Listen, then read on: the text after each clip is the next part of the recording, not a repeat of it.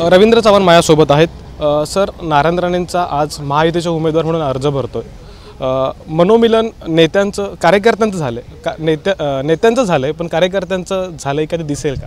एक गोष्ट लक्षात घेतली पाहिजे, महायुतीचे सर्व कार्यकर्ते यांची पूर्णच्या पूर्ण मनाची मानसिकता आहे की कोणत्याही परिस्थितीमध्ये आदरणीय पंतप्रधान नरेंद्र मोदीजींना पंतप्रधान करणं।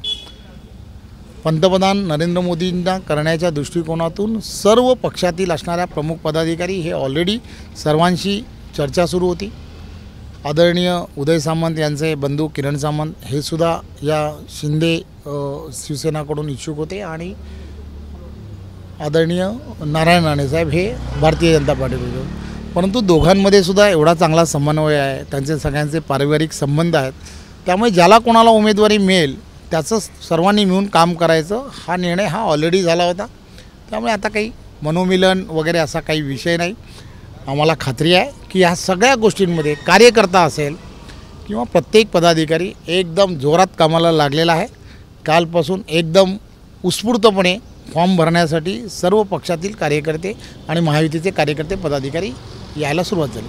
नक्कीच, मुळात एक असा प्रश्न आहे की विजयाची आशा म्हणजे विरोधकांकडून दावा केला जातो की आम्ही 2.5 लाख मतांनी विजयी होऊ आणि इथे शिवसेनेचं अस्तित्व राहील, खासदार राहील असं एक म्हटलं जातं आहे। आणि मुख्य गोष्ट अशी आहे की एक आरोप असा कालपासून सोशल मीडिया किंवा इतर काही प्लॅटफॉर्मवरून होतो आहे की धनुष्यबाण चिन्हच इथून गायब झालेलं आहे। मग अगदी भाजप असेल किंवा एकनाथ शिंदे यांना थेट आरोपीच्या पिंजऱ्यात उभं केलं जातं। त्यासाठी हे एक गोष्ट लक्षात घेतली पाहिजे की शिवसेना भारतीय जनता पार्टी युतीमध्ये या सर्व भागांमध्ये जे कोणी महायुतीचं जे चिन्ह असतं ते चिन्ह त्या ठिकाणी असणार आहे।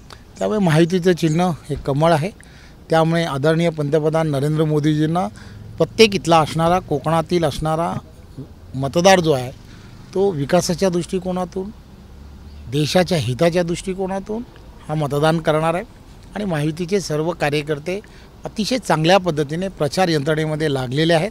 ते गावोगावी सर्व ठिकाणी जाऊन भारतीय जनता पार्टी असं न म्हणता महायुतीचा कार्यकर्ता असं म्हणून महायुतीचे सर्वच्या सर्व कार्यकर्ते काम करतात। त्यामुळे असा कुठेही संभ्रम नाही।